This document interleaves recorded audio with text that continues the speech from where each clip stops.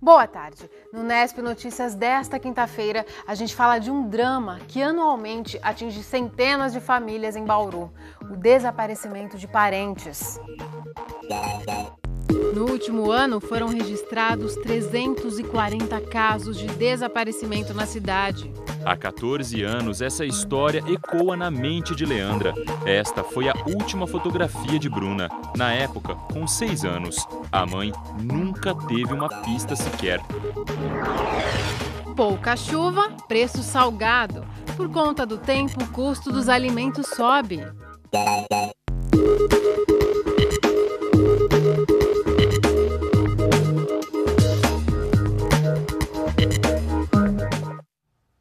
A gente começa a edição desta quinta-feira falando sobre o tempo e a influência dele no preço dos alimentos.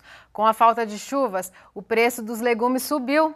A variação chega até a 60%. Nenhuma nuvem no céu. Tem sido assim na maior parte de 2014. A chuva não vem e os alimentos ficam mais caros. No CEAGESP e em Bauru, os preços de alguns produtos dispararam. A cenoura ficou 60% mais cara entre abril e maio. O quilo hoje é negociado a R$ 1,50 em média. No mesmo período, a abobrinha e a berinjela subiram 21%. A batata está no mesmo patamar, 25% mais cara no começo de maio, em comparação com o mês passado.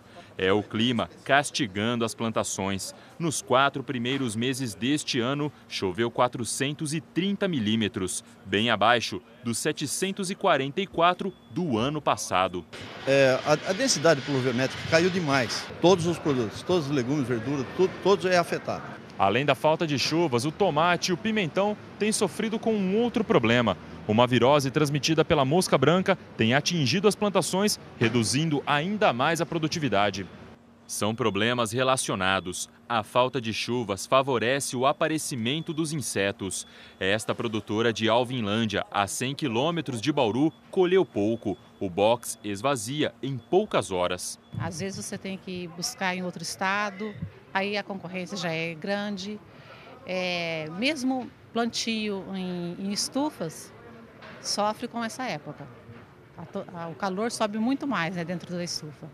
Mas não tem planta que seja assim, resistente. Ela tem uma tolerância, o tomate tem uma tolerância a certa doença, mas resistente não. O pequeno produtor também sente os efeitos do clima, principalmente quem trabalha com produtos naturais, sem defensivos. É o caso desta quitanda, que não teve como não repassar o aumento para o consumidor. O maço de alface, que custava R$ 13,50, passou para R$ 4,50, 30% mais caro. E cada vez que você planta, vamos dizer que você planta 30 mil pés, você tem uma perca mais ou menos de 30% a 40%. Então você já trabalha com uma perca, mas só que essa vez foi até demais. Praticamente esse ano foi mais ou menos 75% da horta. Quem prefere um produto sem agrotóxicos paga mais caro pela qualidade. Este cliente tem um restaurante. O custo da cozinha está pesando no cardápio. Tem como não repassar isso para o consumidor depois? É difícil. É difícil porque já está acostumado já com esse preço lá embaixo. Já não dá para a gente repassar isso para ele, porque está ficando caro, muito caro.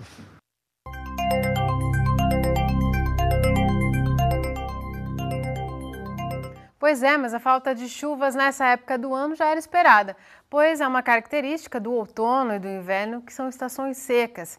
E seguindo essa tendência, você vai ver que a chance de chover na nossa região nos próximos dias é mínima. As informações são do IPMET e do CPTEC. Não chove em nenhum ponto do estado de São Paulo na tarde desta quinta-feira, mas hoje à noite e amanhã há possibilidades de chuva para o nordeste e leste do estado. As temperaturas devem começar a cair a partir da noite desta sexta-feira. Em Bauru, o tempo segue estável hoje e amanhã. A umidade do ar agora é de 43%. Os ventos sopram fracos, a 5 km por hora. Nesta quinta, a temperatura variou entre 17 e 29 graus. Amanhã, a mínima prevista é de 20 e a máxima de 28 graus. Termina amanhã a campanha nacional contra a gripe e até o momento muitos bauruenses ainda não foram tomar a vacina. Segundo a Secretaria Municipal da Saúde, das cerca de 95 mil pessoas que fazem parte do público-alvo da campanha, quase 37 mil receberam a dose. Devem ser vacinadas as crianças de 6 meses a 5 anos, pessoas com 60 anos ou mais, trabalhadores da saúde, gestantes, mulheres que tiveram filhos recentemente, indígenas e doentes crônicos. Nesta sexta, as doses estarão disponíveis em todas as unidades básicas de saúde. No site da Prefeitura você pode conferir a lista com o endereço dos locais de vacinação. O Unesp Notícias faz agora um rápido intervalo e na sequência você vai ver. Bauru registra quase um desaparecimento por dia. Famílias buscam parentes durante anos. Voltamos já.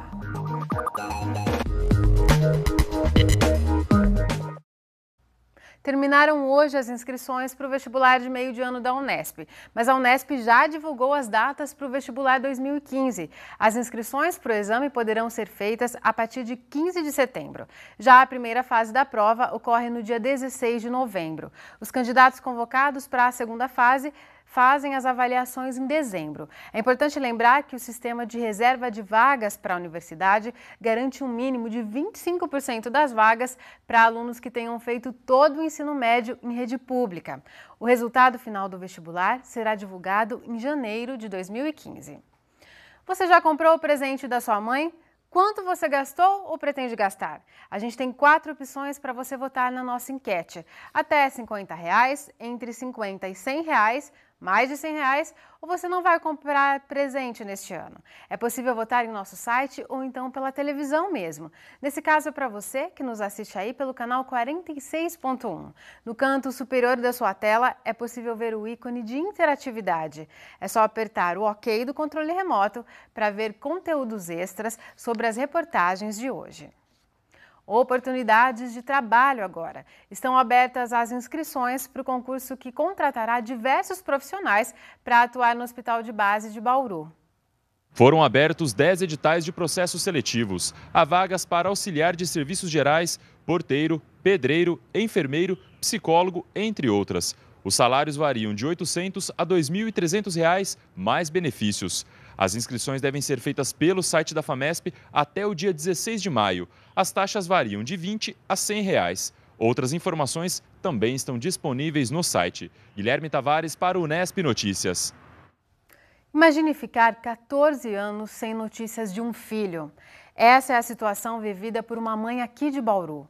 Mesmo com tanta demora, a esperança de reencontrar a filha dela não acaba. E a estatística mostra que anualmente, mais de 300 pessoas somem só aqui em Bauru. Eram nós. Esse era o senhor que viu ela passando pela... Eu pedi para ela comprar ovo numa mercearia que nós já fazíamos compra lá, né? A gente já conhecia a mercearia. E era um quarteirão para frente da onde a gente morava. Pedi para ela ir comprar ovos e ela não voltou mais, não retornou para casa. Eu percebi que ela não voltou. Eu fui na mesma hora, no mesmo mercado que eu pedi para ela ir comprar ovo. Chegando lá, ela nem tinha chegado lá, eles não viram ela. Aí começou meu desespero para procurar ela. Me senti sem chão. Não achando ela, fiquei num desespero total. E o pai dela estava quase para chegar do serviço também, né? O horário já estava chegando à tarde. E não sabia assim, nem onde procurar. Eu comecei a revirar tudo. Há 14 anos, essa história ecoa na mente de Leandra. Esta foi a última fotografia de Bruna. Na época, com 6 anos, a mãe nunca teve uma pista sequer. Ou aconteceu uma coisa muito grave, para que eu não tive esse encontro ainda com ela, nem notícia, faz 14 anos, mas a hipótese também de eu sentir, também de eu encontrar ela viva. Tem uma esperança muito grande, né, que eu não descarto também, mas por isso que eu continuo procurando ela. A coleção de jornais revela uma verdadeira devoção.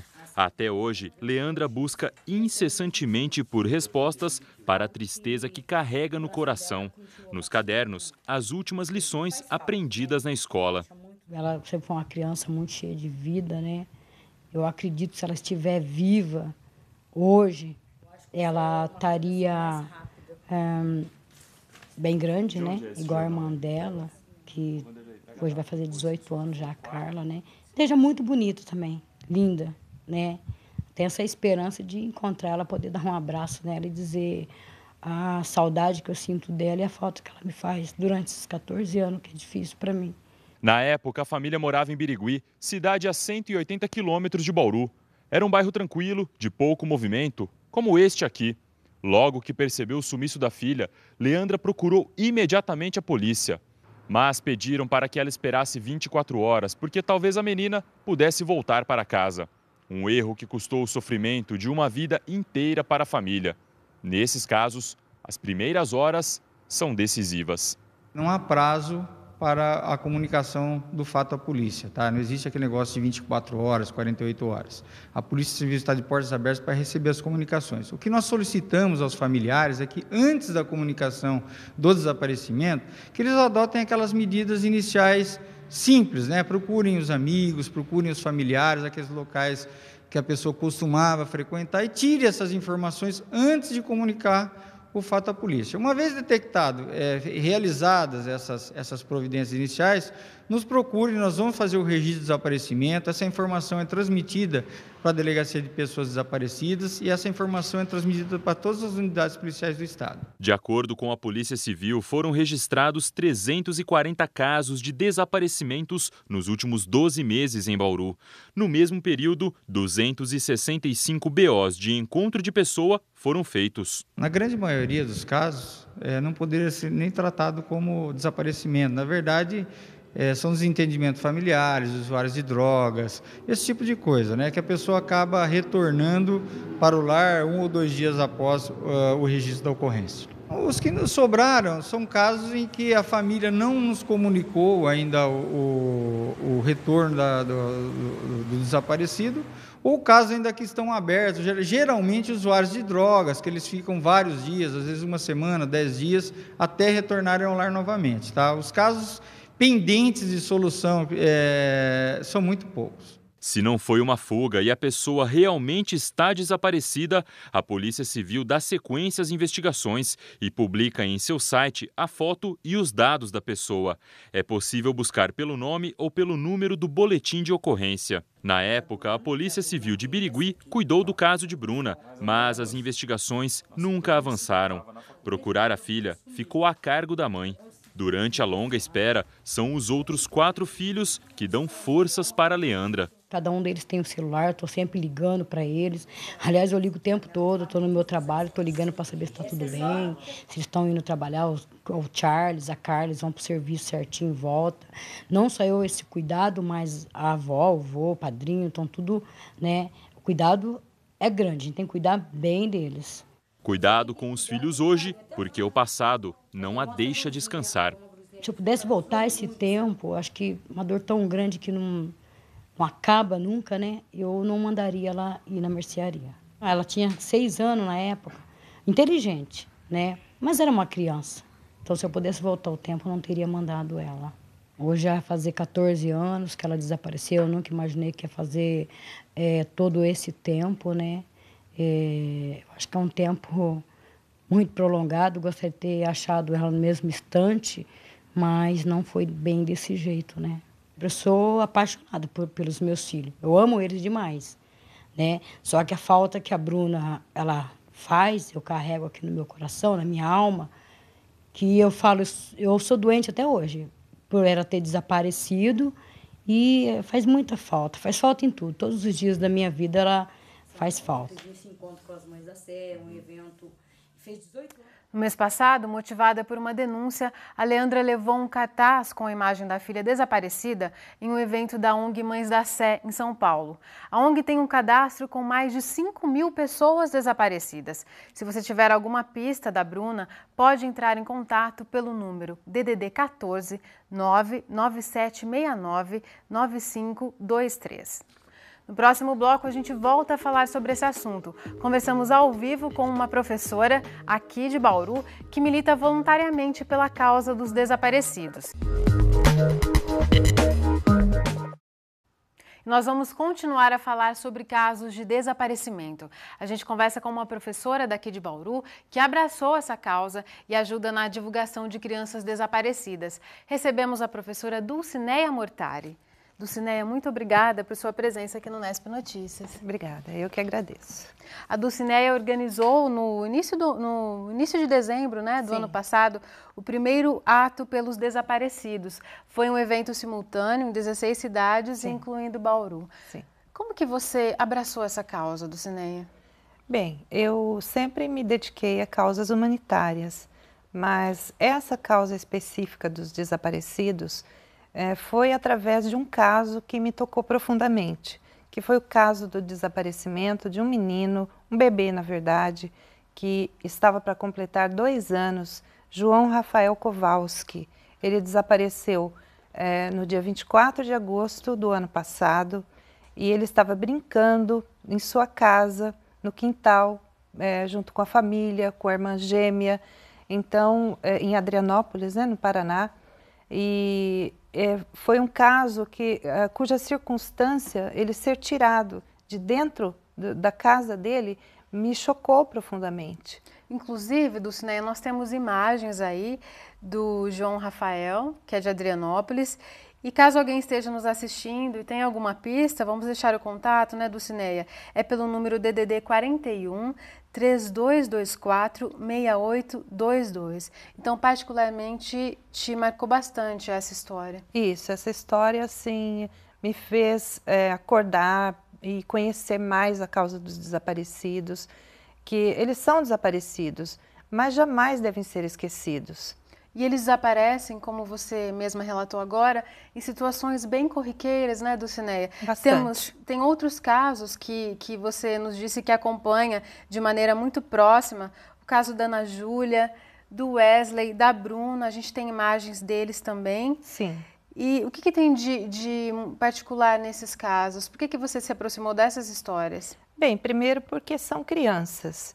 Então, no caso dos adultos, pessoas idosas, sempre há esse problema, né, desaparecer, mas a criança é um ser indefeso. Então, quando ela é tirada, e ainda mais numa situação assim corriqueira, como foi a Bruna Marques Melo, né, um outro caso, ela desapareceu dia 23 de outubro de 2009, com 4 anos de idade, e ela estava brincando em frente à casa dela, com irmãos, colegas, e passou um carro fazendo propaganda de circo, deu ingressos para as crianças entraram, foram mostrar para as mães os ingressos, mas a Bruna não entrou. A gente vê imagens da Bruna, inclusive, Dulcineia. E quando a mãe da Bruna, perdão, deu pela falta, né, foi assim uma questão de minutos, foi ver a menina se ela tinha ganhado também o ingresso, e ela olhou lá fora e só viu a bicicleta da menina caída perto de uma árvore onde eles estavam brincando. E testemunhas disseram que viram a menina se aproximar de um carro e que entrou nesse carro, atraída por uma pessoa. Então, essa ingenuidade da criança talvez é que tenha feito com que eu colocasse assim, com mais afinco esse trabalho, né, nos momentos que eu posso, em redes sociais principalmente, na divulgação desses rostos que jamais assim, poderiam ficar esquecidos, né? E esses casos são mais frequentes do que a gente imagina. Todos os anos, no Brasil todo, 200 mil pessoas desaparecem. Desse total, 40 mil são crianças.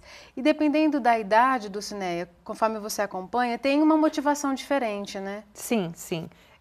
Nós temos, assim, desde casos que são pessoas levadas para trabalho escravo. Geralmente são casos de adultos, né? Adultos. Que desaparecem. Então, em regiões carentes, né? Homens em sua maioria, mas também mulheres. Mas aí no caso, nós já partimos para a exploração sexual e prostituição, dentro e fora do Brasil, não é só fora do Brasil, dentro também, né? Nós vimos até na reportagem que os mais frequentes são de adolescentes que brigam em casa, acabam fugindo de casa, mas depois retornam, né? Também. Tem aqueles que querem viver uma aventura, tem alguns que têm transtornos mentais, e podem ser, né, facilmente enganados, levados. Tem, infelizmente, também o problema do tráfico de órgãos, né? E a adoção ilegal. Que seria no caso das crianças, principalmente, né? Crianças, principalmente. E você acompanha também o trabalho de uma das mães que tem um filho desaparecido, que ela propõe um projeto de lei para dar mais agilidade às investigações, que nós vemos aí que é um problema. Muitas vezes a polícia ela começa a investigar, mas não tem conclusão, né? Isso. E o que propõe essa lei? Explica pra gente. Bom, é a mãe da Ana Paula Moreno. Ana Paula Moreno, com 23 anos, desapareceu em Carapicuíba, São Paulo. Ela foi trabalhar, ela saiu às 5h30 da manhã para trabalhar, pegar um ônibus e jamais foi vista novamente. Então, é um caso que não se tem pistas. E a mãe dela, né, a Sandra Moreno, depois de muita peregrinação, depois de ir a delegacias e buscar recursos para procurar, para tentar encontrar de alguma forma sua filha, ela resolveu propor um projeto de lei, porque a Constituição nos permite, né, como cidadãos, para que a gente possa propor um projeto de lei. Nós dependemos, é claro, de muitas assinaturas, mais de 1 milhão de assinaturas, né? E ela vem buscando essas assinaturas. Vem. Né? E o que ela propõe, Dulcinea? Esse projeto de lei chama-se Projeto de Lei pela Pessoa Desaparecida. Então, o slogan que ela usa é abrace essa causa para não abraçar essa dor.